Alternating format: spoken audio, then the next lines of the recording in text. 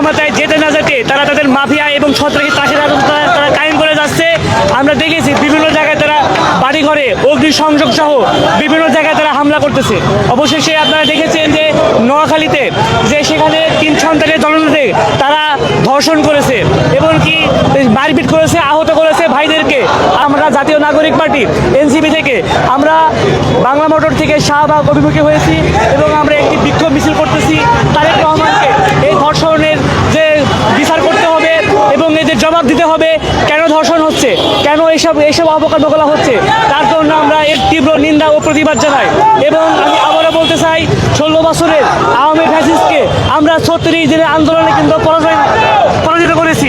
এই নব্য ফ্যাসিস্ট যদি মাথা ছাড়া দেয়, তাদের খুবই রাজনীতি যদি এমন হয়ে ওঠে, তাহলে অচিরেই কিন্তু তাদেরকে আমরা পরাজিত করতে বাধ্য হব।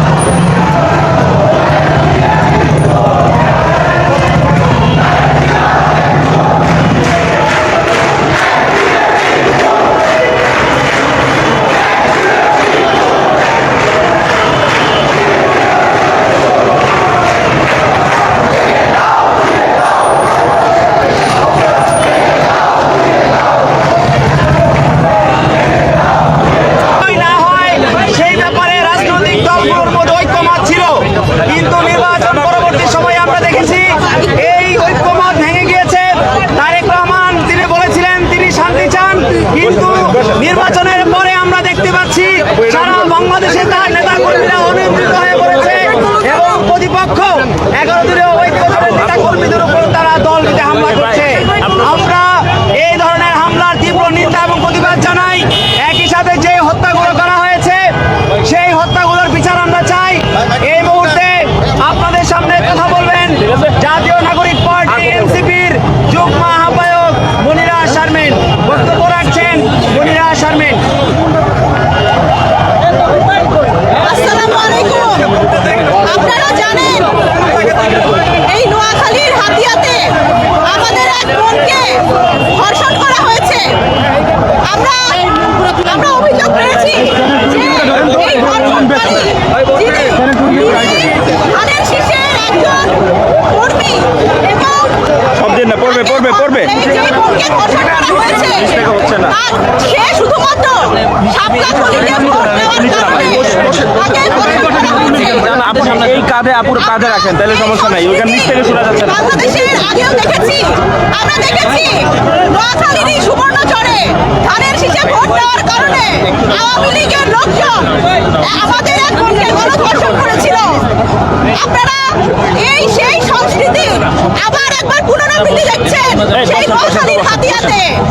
আমাদের প্রশ্ন, তারেক রহমান তিনি বলেছেন যে তার একটা প্ল্যান আছে, সেই প্ল্যানের অংশ কি এই ধর্ষণ? শুধুমাত্র ভিন্ন মতে ভোট দেওয়ার কারণে বাংলাদেশে আবার আমাদের বোনকে ধর্ষণ করার সেই সংস্কৃতি আবার ফিরে আসলো কিনা, এটি আমাদের প্রশ্ন। আপনারা জানেন আমাদের এই নির্বাচনের পর থেকে আমরা দেখছি এখনো শপথ গ্রহণ হয় নাই, তার আগেই আমাদের ভাই বোনদের শাপলাকলির যারা প্রার্থী ছিলেন, তাদের সাথে যারা পোলিং এজেন্ট ছিলেন এবং এনসিপির যারা নেতাকর্মী, তাদের উপরে হামলা শিকার করা হচ্ছে তাদের, এবং তাদের বাড়িঘর ভাঙচুর করা হচ্ছে, তাদের বাড়িঘর লুটপাট করা হচ্ছে। এই যদি অবস্থা হয়, এখনো শপথ গ্রহণ হয় নাই, এই শপথের পরে বিএনপি সরকার গঠন করলে তাহলে ভিন্ন মতের যারা আছে তাদের কি অবস্থা হবে?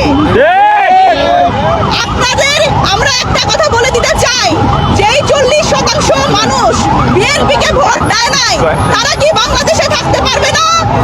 শুধু কি বিএনপির সমর্থক এবং বিএনপির লোকজনই কি যারা ধানের শীষে ভোট দিয়েছে তারাই কি বাংলাদেশে থাকবে? বাকিদের কি থাকার অধিকার নাই?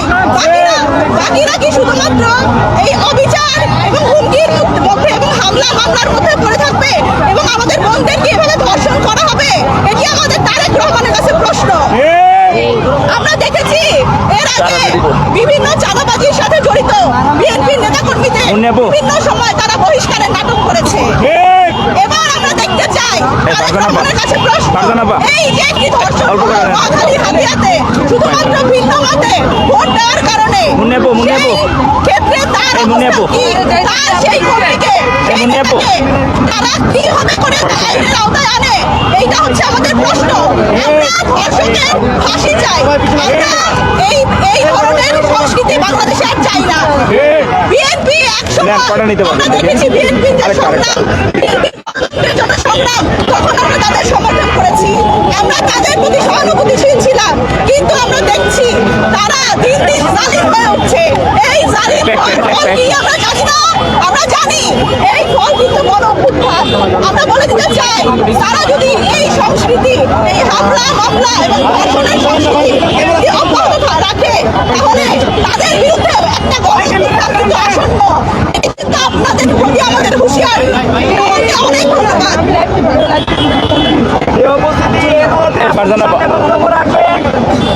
জাতীয় নাগরিক পার্টি এনসিপির বিপ্লবী মুখ্য সমন্বয়ক, ঢাকা ৮ আসনের তিনি প্রার্থী ছিলেন, যাকে রাষ্ট্রীয় ষড়যন্ত্রের মাধ্যমে পরাজিত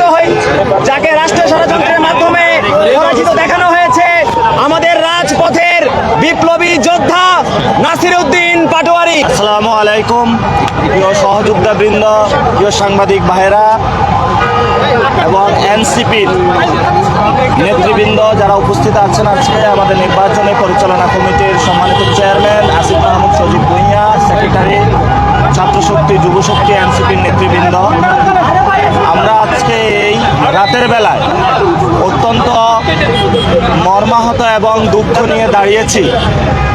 বাংলাদেশে যে ঘটনাটি ঘটেছে এটা একটি নির্মম ইতিহাস। আপনারা জানেন যে ৭১ সালে এই ধরনের কাহিনী আমরা দেখেছি। নারীদেরকে রেপ করা, নারীদেরকে বাড়ি থেকে তুলে নেওয়া, যেই সংস্কৃতিটা, সেই সংস্কৃতির বীজ এবং রক্ত বিএনপির মধ্যে নির্বাচনের মধ্য দিয়ে ভর করেছে। কেন করেছে? কারণ এই ইলেকশনে ভারতীয় শক্তির সাথে যেভাবে হাসিনা আঘাত করে চলেছিল এবং হাসিনার সন্ত্রাসী বাহিনী ধানের শীষে ভোট দেওয়ার কারণে যেভাবে রেপ করেছিল, তেমনিভাবে ভারতীয় রক্ত এখন বিএনপি নামক দলটির উপরে ভর করেছে।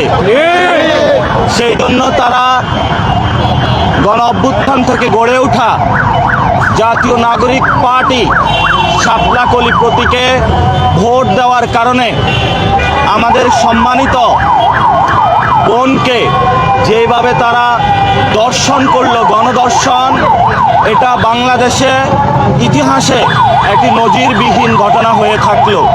কেন তারা করেছে? এই ইলেকশনে মা এবং বোনেরা সবাই এগিয়ে এসে দাঁড়িপাল্লা শাপলাকলিতে ভোট দিয়েছিলেন। তারা জালেমের জুলুমতন্ত্রের বিরুদ্ধে দাঁড়িয়েছিলেন। যদি এটা অন্যায় হয়, এবং আমরা বিভিন্ন জায়গায় দেখেছি আমাদের অনেক ভাইকে খুন করা হচ্ছে, বাড়িঘর হামলা এবং মামলার মধ্য দিয়ে তাদেরকে নিয়ে যাওয়া হচ্ছে। আমরা অতি দ্রুত বাংলাদেশে নারীদের জন্য নিরাপদ একটি বাংলাদেশ চাই, যেই বাংলাদেশে ভারতীয় শক্তির নতুনভাবে আঘাত গোষ্ঠী বিএনপি কোনো নারীদের উপরে ধর্ষণ তো দূরের কথা, একটি কটু কথা বলারও সুযোগ পাবে না। এই জন্য বাংলাদেশের জনগণকে নতুনভাবে লড়াইয়ের আমরা আহ্বান জানাচ্ছি।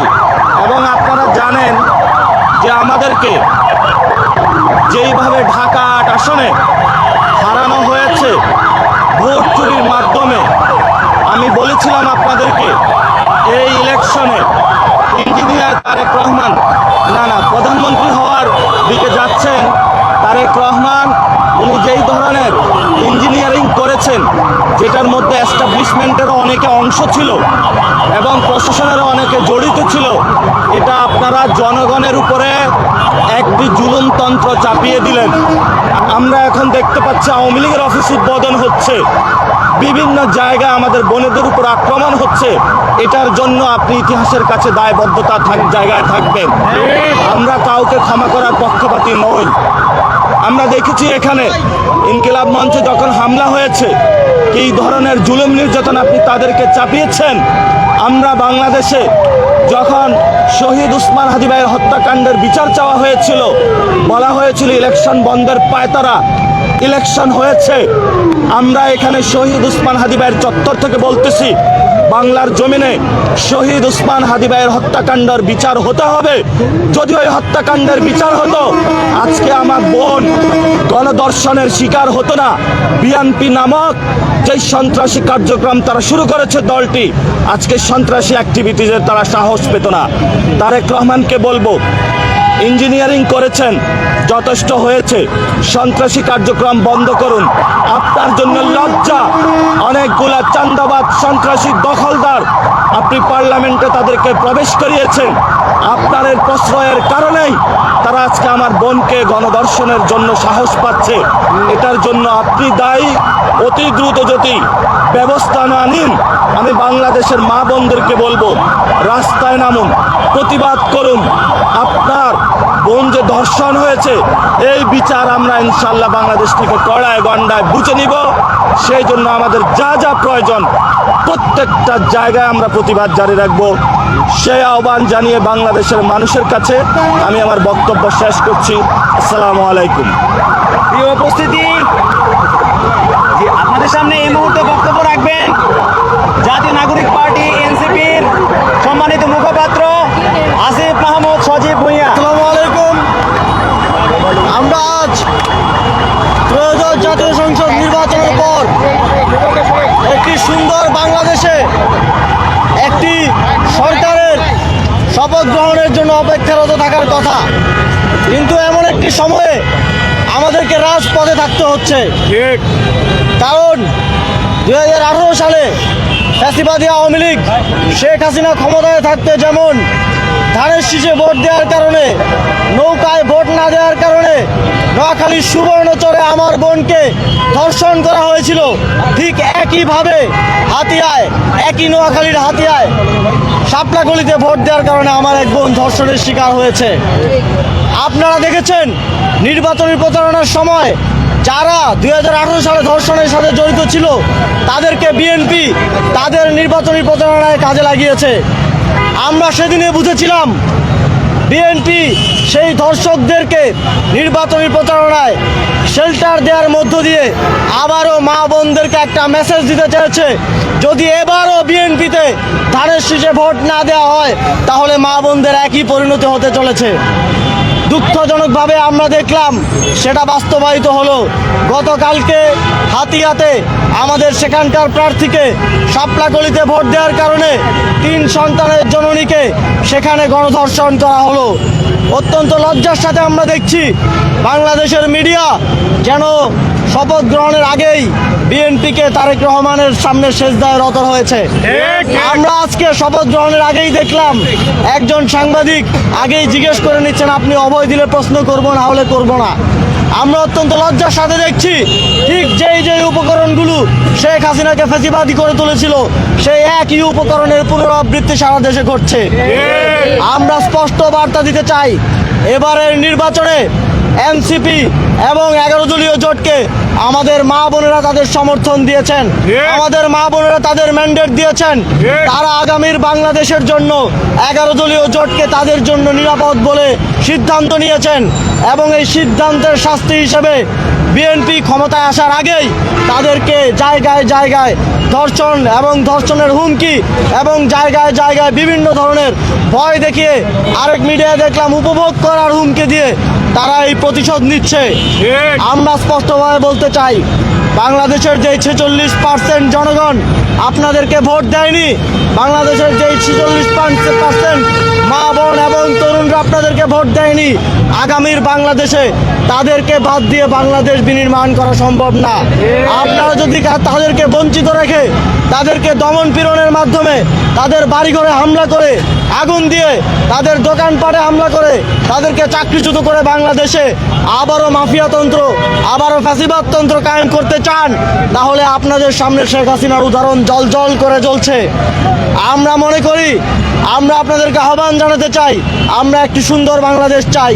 আপনারা দেখেছেন নির্বাচনের আগে থেকে এক ধরনের একদিকে প্রশাসন সহ সবাই হেলে গিয়ে লেভেল প্লেইং ফিল্ডকে নষ্ট করা হয়েছে। তারপরে আমরা বলেছি আমরা গণতন্ত্র চাই, আমরা নির্বাচনের জন্য সহযোগিতা করব। নির্বাচনের আগের দিন বিভিন্ন জায়গায় কেন্দ্র দখল করা হয়েছে, তারপরে আমরা ধৈর্য ধরেছি। নির্বাচনের দিনের বেলায় মোটামুটি সুষ্ঠুভাবে নির্বাচন হলেও রাতের বেলা আপনারা ভোটের সংখ্যা নিয়ে যে ইঞ্জিনিয়ারিং করেছেন এবং ঢাকা 8 আসন যেখানে আমরা দাঁড়িয়ে আছি সেখানে আমাদের নাসিরউদ্দিন পাটোয়ারি সহ সারা দেশে আমাদের বিভিন্ন জায়গায় অন্তত 50 জন প্রার্থীকে আপনারা হারিয়েছেন। তারপরে আমরা বাংলাদেশের স্বার্থে, বাংলাদেশের জনগণের দিকে তাকিয়ে, জুলাই গণঅভ্যুত্থানের দিকে তাকিয়ে গণতন্ত্রের দিকে হাঁটছি ঠিকই, কিন্তু আমাদের শক্ত ডিসেন্ট থাকবে এবং আমরা এই আসনগুলো নিয়ে আমাদের লড়াই চালিয়ে যাচ্ছি এবং যাব। তবে আমাদের আপনাদের প্রতি আহ্বান থাকবে, সারা দেশে যেই নৈরাজ্য এবং জুলুমতন্ত্র আপনারা নির্বাচিত হওয়ার সাথে সাথে শুরু করেছেন, শপথ নেওয়ার আগেই শুরু করেছেন, সেটা অবিলম্বে বন্ধ করতে হবে। এবং যারা সারা দেশে আমার ভাইদের উপরে হামলা করেছে, বাড়িঘর লুটপাট করেছে, চুরি করেছে এবং আমার বোনদেরকে ধর্ষণ করছে, হুমকি দিচ্ছে, অনেকে বলছে শপথ নেওয়ার পরে নাকি দেখে নিবে, তাদেরকে আমরা সতর্ক করতে চাই, আপনারা শেখ হাসিনার পরিণতি থেকে শিক্ষা গ্রহণ করুন। আপনারা যদি চান যে আপনাদের নেতাদেরও শেখ হাসিনার মতো পরিণতি হোক, তাহলে অবশ্যই আপনাদেরকে এই ধরনের কার্যক্রম থেকে সরে আসতে হবে এবং শপথের আগ পর্যন্ত অন্তর্বর্তীকালীন সরকার এবং শপথের পরে পরবর্তী সরকারকে আমরা তাদের বিজয়ের পরে যেই হামলা হয়েছে, যেই লুটপাট হয়েছে এবং ধর্ষণ হয়েছে, সবগুলোর বিচার নিশ্চিত করার দাবি জানাচ্ছি। আমরা শহীদ ওসমান হাদির যেই বিচার প্রক্রিয়া চলমান আছে, যেই চেষ্টা চলমান আছে, তা দ্রুত সময়ের মধ্যে বাস্তবায়ন করার দাবি জানাচ্ছি। এবং আমরা দেখছি যে একটি দল বিগত সময়ে ভারতের হাত কাঁধে নিয়ে এই দেশে মানুষের উপর জুলুমতন্ত্র ফ্যাসিবাদ চাপিয়ে দিয়েছিল। আমরা আবারও দেখছি নির্বাচিত হওয়ার সাথে সাথেই তারা আবারও ভারতের কসাই খ্যাত নরেন্দ্র মোদীর হাত তাদের কাঁধে। আন্দোলনে আমাদের ভাইয়েরা জীবন দিতে চিন্তা করে নাই, মোদি যখন বাংলাদেশে আসতে চেয়েছিল, শেখ হাসিনা যখন মোদিকে এদেশে নিয়ে এসেছে, একদিকে মোদিকে নিয়ে তারা ফুল দিয়ে বরণ করেছে, আরেকদিকে বাংলাদেশের জনগণ, বাংলাদেশের তরুণরা রক্ত দিয়ে রাজপথকে বরণ করেছে। সুতরাং আপনারা আবারও যেই কসাইরা এই দেশে আধিপত্যবাদ কায়েম করেছে, যেই কসাইদের লেসপেন্সাররা এই দেশে ফাঁসিবাদ কায়েম করেছে, তাদের হাত কাঁধে নিয়ে আবারও বাংলাদেশে জুলুমতন্ত্র কায়েমের স্বপ্ন দেখবেন না। আমরা জাতীয় নাগরিক পার্টির পক্ষ থেকে বলছি, আধিপত্যবাদের বিরুদ্ধে, সার্বভৌমত্বের পক্ষে আমরা এই নির্বাচনে আপনাদের থেকে ম্যান্ডেট চেয়েছি, আপনারা ম্যান্ডেট দিয়েছেন। আমরা সেই ম্যান্ডেটের সম্মান অক্ষুণ্ণ রাখব এবং নরেন্দ্র মোদী যদি বাংলাদেশে কোনো সরকারের শপথ গ্রহণ অনুষ্ঠানে আসে, তাহলে আমাদেরকে ভেবে দেখতে হবে আমরা সেই শপথ গ্রহণের নির্লজ্জ অনুষ্ঠানে উপস্থিত হব কি হব না। সুতরাং আপনারা এই দেশকে যারা জুলুমতন্ত্রের শিকার করেছে তাদেরকে সাথে নিয়ে, তাদের আশীর্বাদ পুষ্ট হয়ে এই দেশকে শাসন করার স্বপ্ন দেখবেন না। এই দেশের জনগণকে সাথে নিয়ে এই দেশের জনকল্যাণের জন্য আপনারা কাজ করবেন এই আশাবাদ ব্যক্ত করছি। এবং হাতে হাতে যেই ধর্ষণের ঘটনা ঘটেছে, দ্রুত সময়ের মধ্যে যারা এর সাথে জড়িত সকলকে গ্রেফতার করে দৃষ্টান্তমূলক শাস্তি নিশ্চিতের দাবি জানিয়ে আমাদের আজকের এই কর্মসূচি। এবং একই সাথে যাদের উপর সারা দেশে হামলা হয়েছে, লুটপাট হয়েছে, যাদের বাড়িঘর দোকানপাট ধ্বংস করা হয়েছে, তাদের যথেষ্ট ক্ষতিপূরণ এবং সেই ঘটনাগুলোর দৃষ্টান্তমূলক শাস্তি এবং গ্রেফতার দাবি করে আমাদের কর্মসূচি এখানেই শেষ করছি। আমরা প্রয়োজনে আমাদের 11 দলীয় জোটকে সাথে নিয়ে সামনের দিনে আরও কঠোর কর্মসূচির দিকে যেতে পারি।